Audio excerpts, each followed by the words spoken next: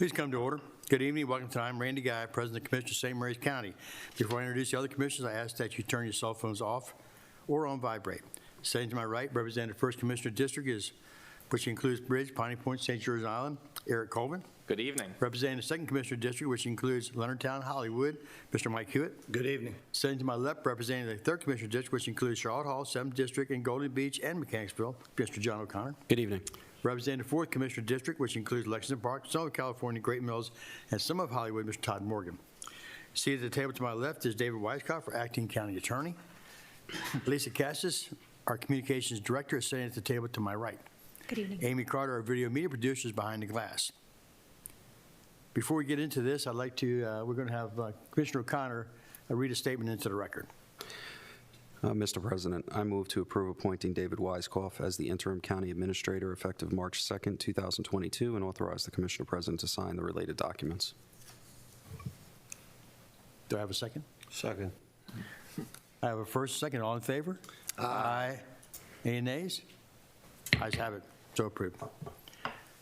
Tonight, public hearing, resolution to establish the St. Mary's County Police Accountability Board and St. Mary's County Administrative Charging Committee.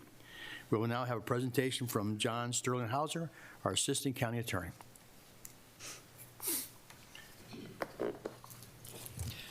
Commissioners, good evening. And the thought process behind these introductory remarks was just to go over a little bit of the background of these two boards, how they came to us, what they're charged with, and a brief overview of what the state says we have to do with each, where we're afforded more flexibility, both for commissioners' benefit, but more so for the erudition of, I believe, those in the audience.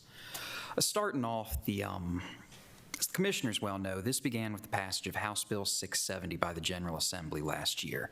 HB 670 was broad and far-reaching legislation that changed the way our state approaches policing and law enforcement and discipline for police officers. One of the products of HB 670 was a requirement that every county in Maryland create 2 new organizations, a Police Accountability Board and Administrative Charging Committee. For both of these new organizations, there are some areas where the state law has given explicit directives to the counties that we must abide by. In other areas, counties have been given more flexibility to fashion them as may best suit the needs of their individual communities. With respect to the Police Accountability Board, it must hold meetings on no less than a quarterly basis. It must meet with local law enforcement agencies and discuss ways to improve local policing. It has the responsibility to appoint civilian members to the Administrative Charging Committee and trial boards.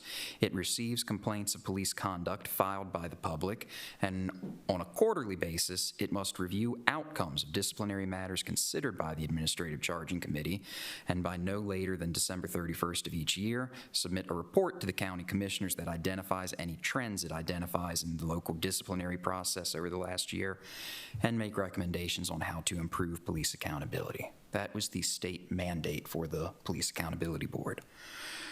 Regarding the county commissioner's responsibilities with respect to establishing the Police Accountability Board, the Board of County Commissioners must establish the budget and staff of the Police Accountability Board. It must establish procedures for record keeping of the Police Accountability Board, and it must appoint a chair of the Police Accountability Board who has relevant experience to the position. With no further definition of relevant experience than that. It must also establish any additional members of the Police Accountability Board in addition to the chairperson under the following guidelines. No active police officer may serve on the Police Accountability Board, and to the extent practicable, the membership of the Police Accountability Board shall reflect the racial, gender, and cultural diversity of St. Mary's County.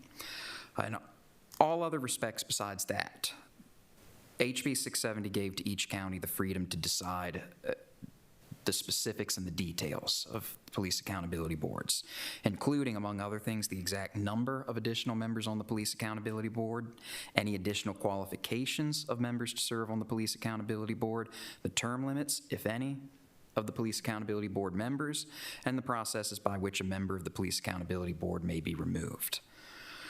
Regarding the Administrative Charging Committee, the County Administrative Charging Committee shall meet once per month or as needed to review findings of any local law enforcement investigation of a police officer accused of misconduct, and then determine whether or not that police officer should be administratively charged and disciplined. In conducting its review, the Administrative Charging Committee may review body camera footage relevant to the matters covered in the complaint of misconduct. It may request additional information or action from the law enforcement agency that conducted the investigation, including requiring additional investigation by the agency or requiring the issuance of subpoenas. And at the conclusion of its review, the Administrative Charging Committee shall issue a written opinion that describes in detail its findings, determinations, and recommendations. If it decides to administratively charge a police officer, the ACC shall also recommend discipline in accordance with the law enforcement agency's disciplinary matrix. And that disciplinary matrix must itself be established according to and compatible with other provisions of HB 670 set at a state level. And as the county commissioners know, we are still awaiting the guidance and the creation of exactly how we determine those disciplinary matrices. The state law affords the county far less flexibility when it comes to forming and appointing members to the Administrative Charging Committee. It fixes membership and the number of members as follows.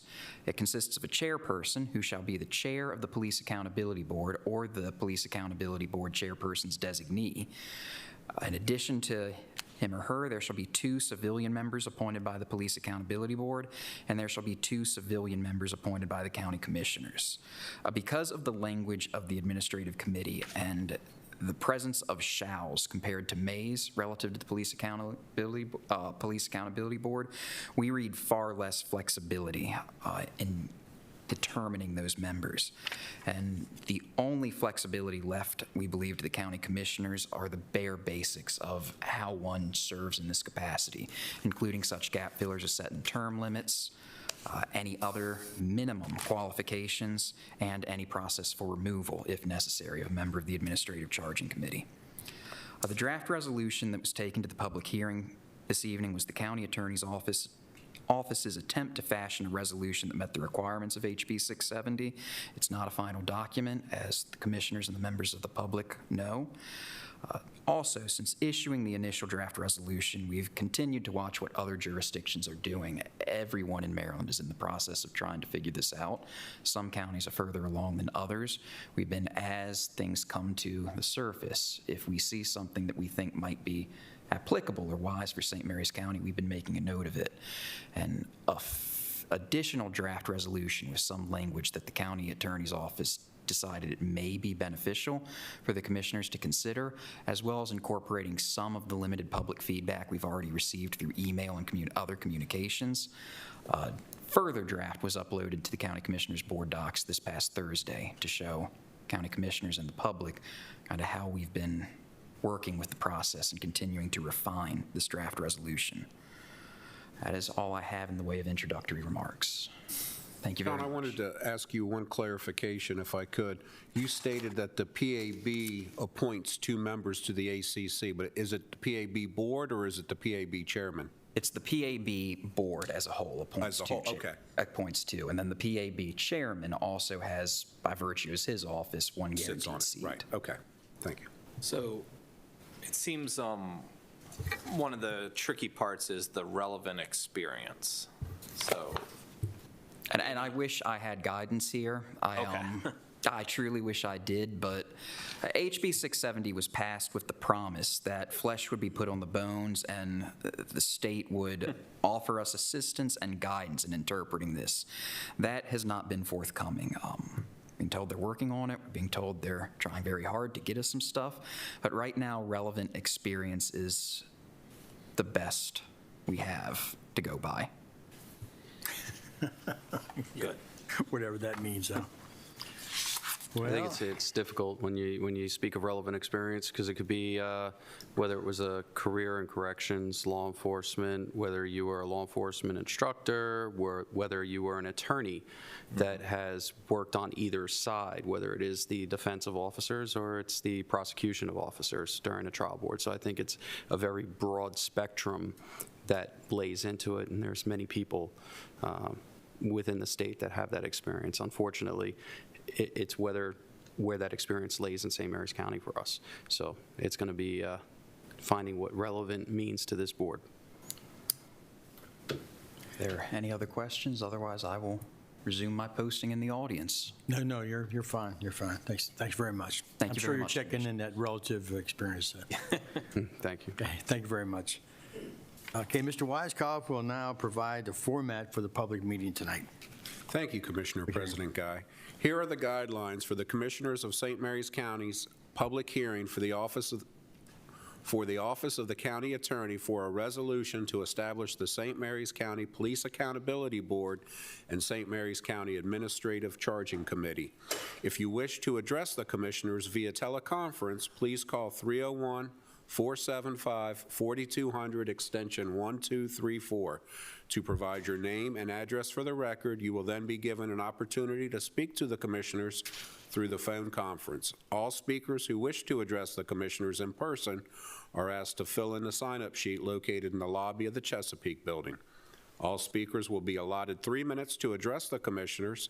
At the end of the 3 minutes, our Communications Director, Elisa Casas, will let you know your time has expired. We ask that you respect the 3-minute time limit in order to give all those who wish to participate an opportunity to be heard. This public hearing is being televised live on St. Mary's County Government TV 95 and the county's YouTube channel. If you should miss any part of this hearing, it will re-air on Channel 95 this Saturday, March 5th at 9 p.m. and will remain available for on-demand viewing on the St. Mary's County Government YouTube channel. Citizens were provided an opportunity to address the Commissioners via video submissions. Since we did not receive any submissions, we will now begin accepting comments for those who have signed up to speak in person. Sharon, do we have anyone signed up to speak in person? Yes, we do. And I will now attempt to read names. The first one is Mr. Scott Ostro. If you could give your name and address. My name is Scott Ostro. My address is 45933 East Quincy Terrace, Lexington Park, Maryland. Thank you, sir. Commissioners, when I've read what I've read about this requirement, I think it is very important, and I know Commissioner O'Connor already mentioned something about it. I think it is extremely important that we make sure to really clearly define what the minimum requirements are going to be, because I think it would be a disservice to our law enforcement officers here in this community if we do not make sure that the people who are serving on this board have at least a minimum understanding of what happens out in the field and how to view that data and information and be able to make a sound judgment. I think that needs to be very carefully scrutinized to make sure that we are not just allowing anybody who fills out an application to serve on this board, or at least if we don't have enough qualified people in the community, that we offer some kind of training or some kind of training program so they can understand what it is that they're doing and viewing and how to view it in certain ways. I think that's extremely important. Thank you, sir. Thank you. Next on the list is Lawrence Ludwig. Evening.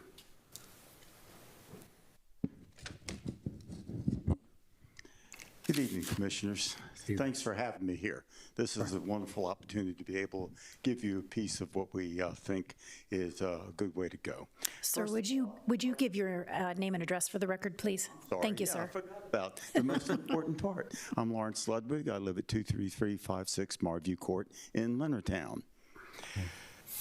First of all, I do support the establishment of the Police Accountability Board and the Administrative Charging Committee. I'm a grandfather of a young man who's serving with the Anne Arundel County Police Force, and his safety is paramount to me. Having a board like this lends some credibility in the eyes of the public and makes his job safer. But right now, I just want to remind you of some problems that I want to make sure don't happen.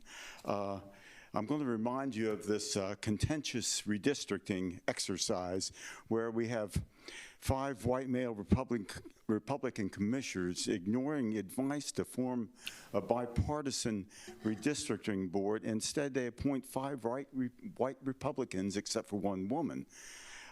This exercise just planned to see the partisanship and distrust and threaten the credibility, and I'll say the credibility, that's an important word, of the redistricting board.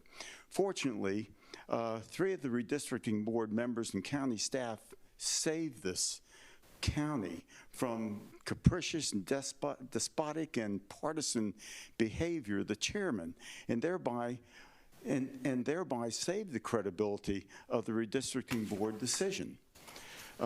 Now, Chapter 59 of the Laws of Maryland, which is the one we're talking about tonight, stipulates, to the extent possible, that members will represent the diversity of the population.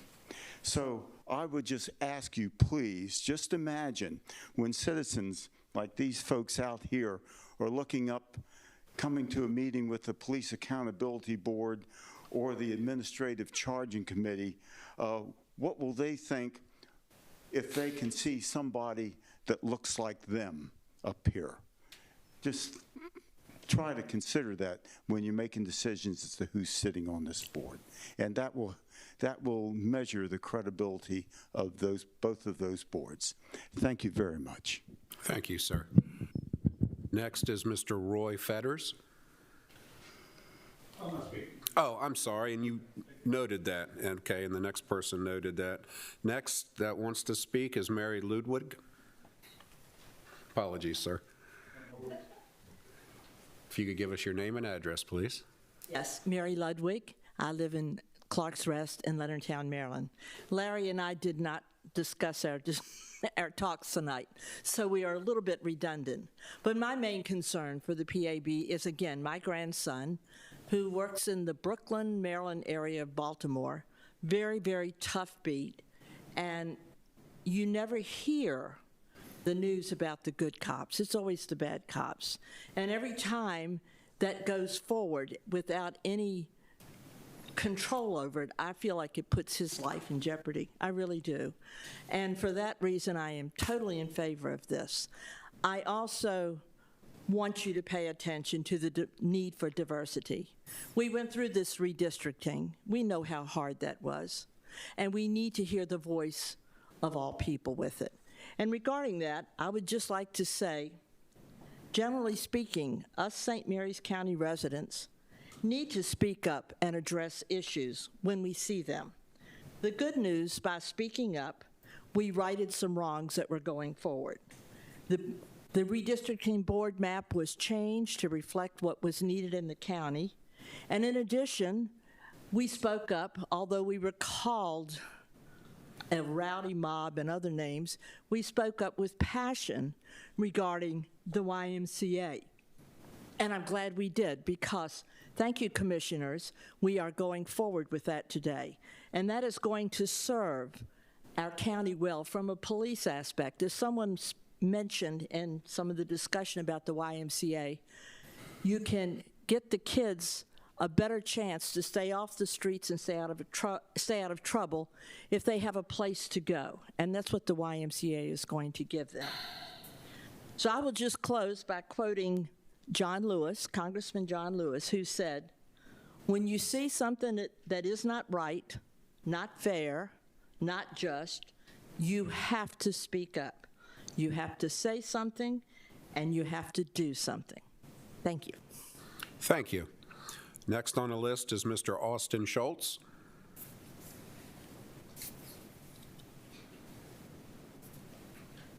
Good evening, Commissioners. My name is Austin Schultz from Leonardtown, Maryland. I'm sorry, I'm going to have to read from my phone for this one, but I'm the president of the Fraternal Order of Police, Lodge 7 here in St. Mary's County. And the new Maryland policy, police reform laws being put into place are being done so in a hurriedly and piecemeal manner, leaving a lot of questions and little guidance for agencies, particularly Sheriff's Office and municipalities. The new policies regarding police discipline dictate certain things that will happen, but do not spell out exactly how those things will happen. For instance, the law calls for for the creation of the Police Accountability Board and the Administrative Charging Committee, but does not really address significant details such as true qualifications for the chairperson, training for the members, and structure for the review process, to name a few. As experienced law enforcement professionals, we have an acute understanding of the responsibilities we owe to the community to ensure the members of the Police Accountability Board and AAC, especially the chairperson, has a full and complete understanding of the law enforcement and policy and the police discipline procedures as the person guides the influence of the entire PAB and ACC. To this end, we cannot emphasize enough how important we feel it is to allow the sheriff to have input in the selection of the chairperson of the PAB and the ACC, and to at least contribute to the development of the position and requirements/qualifications for this person for the position of chairperson. The members of the Fraternal Order of Police ask the Board of Commissioners to please proceed with due care and caution in this very serious matter which affects our entire community. Thank you. Thank you, sir. Next is David Dieterich.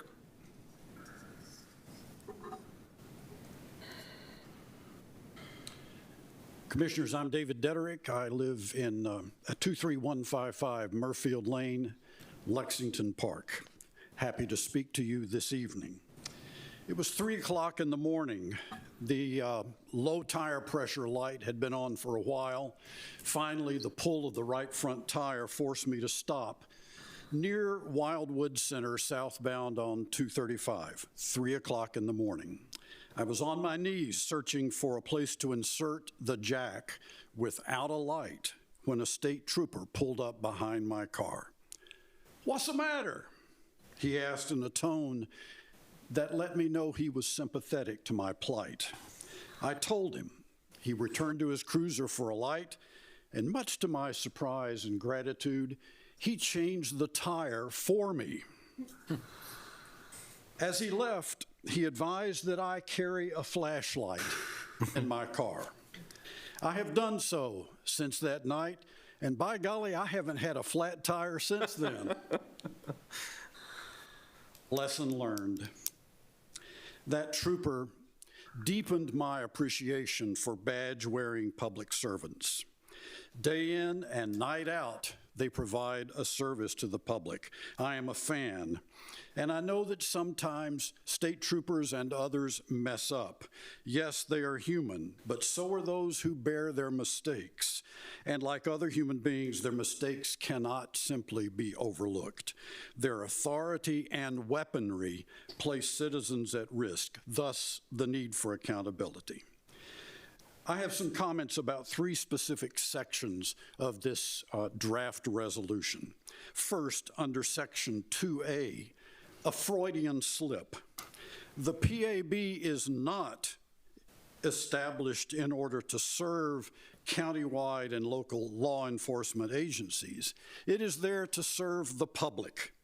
At the very minimum, it must say that. Second, under Section 4E regarding membership, I urge you to increase the numbers of the membership to 9, as Calvert County did.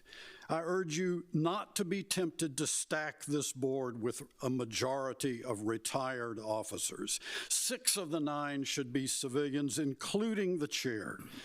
Too many retired officers plus an ex officio representative of the sheriff's office will give the appearance of a conflict of interest before the board ever meets, sending the message that the board seeks to preserve business as usual while trying to hold police accountable. That'll be a conflict as expressed in the St. Mary's County Ethics Ordinance. And as a former member of the Ethics Commission, I urge you to consider this.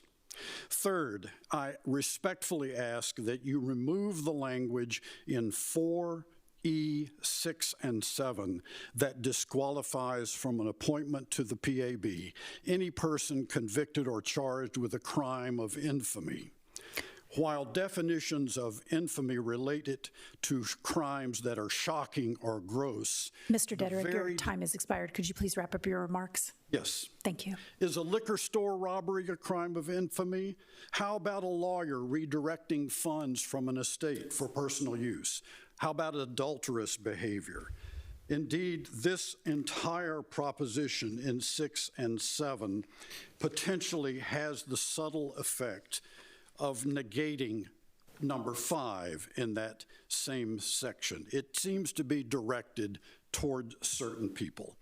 And finally, regarding the stipend, I urge you to determine the amount of the stipend in advance so that it doesn't seem that the performance of the accountability board determines what kind of stipend they get. Thank you very much. Thank you.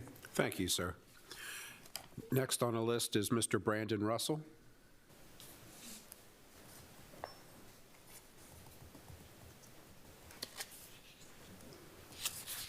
Good evening, Commissioners. Brandon Russell, 22291 Meadow Lane, Leonardtown.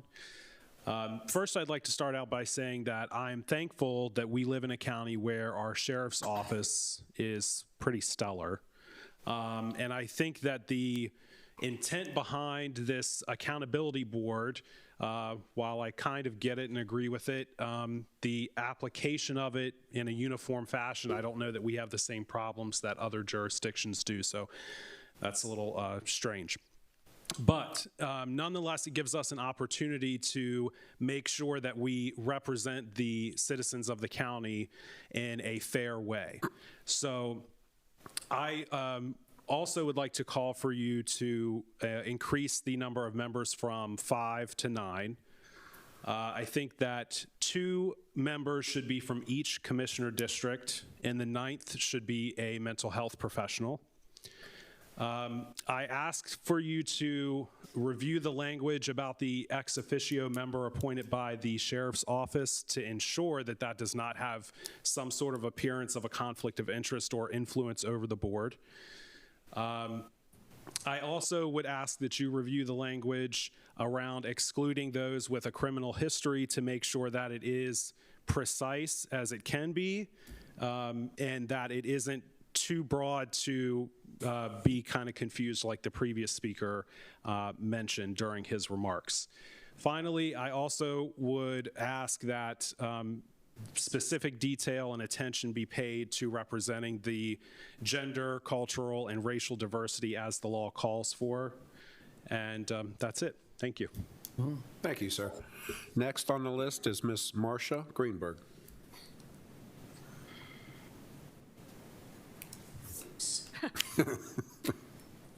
Good evening. Marcia Greenberg, Memory Lane, Lexington Park, or St. Mary's County, depending on how you look at it. Gentlemen, thank you. I felt compelled to come this evening and make some comments, and it's not about the particularities of this. I just see the Police Accountability Board as being regarded either as a way to divide and to make people feel anxious and opposing one another, or as an opportunity to unify. And I'm hopeful that this can be an exercise in empathy rather than an exercise in opposition. Ideally, the Police Accountability Board in this county would never have a complaint be brought before it. Many of us very much respected Sheriff Cameron for the way that he dealt with the Black Lives Matters protest marches here in Leonardtown, 2 of them. It was he and members of his team who took a knee along with everybody else. That was a wonderful signal to this community. This community can come together. This community certainly has a history of slavery and racism, but it also is a community of great love and great respect for one another. So I'd like to ask of you all that as you put this together, there will be the particulars of 5 people or 9 people, et cetera. But please think big picture. Please think opportunity.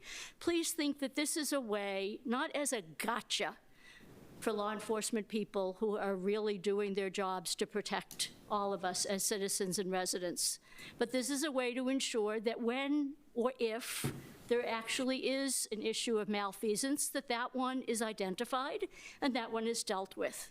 But for the rest of the time that we all live in this community together, where as a matter of empathy, we empathize both with members of the law enforcement community who put themselves at risk day after day, And we empathize with members of our community who may be people of color, with young men who are their sons and their brothers, and who worry that something could happen to them. With empathy and a spirit of opportunity, I think this could be something good, not just a mandate coming from Annapolis. Thank you. Thank you. Thank you. Next is, well, a maybe. Ms. Julie Randall is turned into a yes. Okay. I think all of the folks that have spoken before have pretty much... Ms. Randall, I'm sorry, could you give her? I've been here too many times and think you know me. Yes. I'm Julie Randall, and I live at 19711 Teddy Way, Lexington Park, Maryland. And as I was saying, I think the folks that have spoken before me have pretty much said what was on my mind this evening. But in particular, diversity on this board, or on both boards, is very important to me. And consider all the different types of individuals and not limit it to one group or another. Everyone needs to be represented at this table. And then secondly, I agree with the gentleman or lady who said training is very important.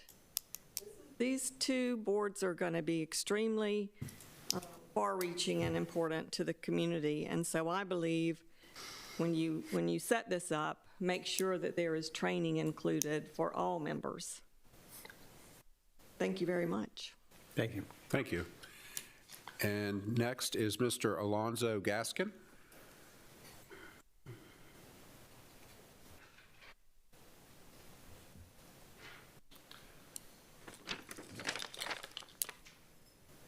Good evening, Commissioners. Good to see you again. Hello, Mr. Gaskin. My name is Alonzo Gaskin, and I'm here this afternoon representing the interests of the St. Mary's County Mr. Gaskin. Mr. Gaskin, could you have your address, please? The branch's address or mine? Your address. Your address, sir. I live at 16957 Three Notch Road, Dameron, Maryland. Thank you. As we scan through the document that's been presented, we see the membership requirement, and we wanted to make sure that no active police officer, nor their immediate family, nor any person that themselves or immediate family member fully retired from law enforcement less than 5 years prior to the date of appointment may be a member of either one of these two committees. We find that having someone who is less than 5 years out is a familial person to those who are still working in the force. We would request, as many have said, that you expand the number of members to the board to 9. You know, we would like this not to be like the redistricting was, but we have a very large swath of people from the entire county, with maybe 2 people coming from each commissioner district.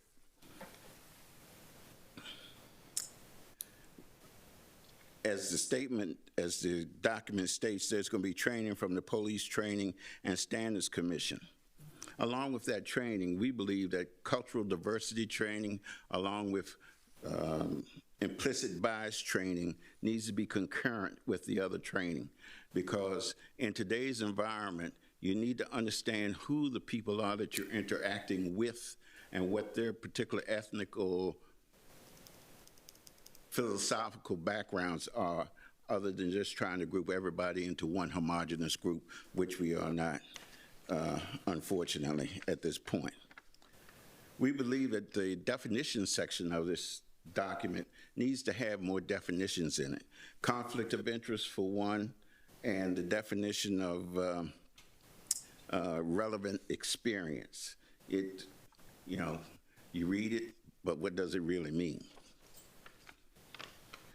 The stipend question, you indicate there's a $3,500 stipend for the chair, $2,500 for members, and then later on in there you say, as assigned by the county commissioners. What's the other for? If you've already identified that stipend, who's going to be using that? How will the membership for minorities and others be monitored? Who will know? When will the applications go out? Who's going to review the applications? And what is the process used for removal? The document says the county commissioners can remove anybody, doesn't give a reason, doesn't give a process. It says for absence from a committee. Are there excused absences? Are there unexcused absences? You know, those types of definitions need to be part of the definition section.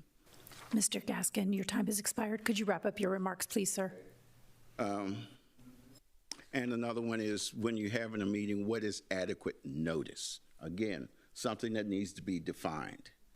So, as a representative of the branch, we're here and we're willing to work, and we would hope that there would be a working meeting where people could sit down and actually have a conversation other than trying to respond back and forth through paperwork, where we can actually sit down and hear what people are thinking and know the process even better. Thank you.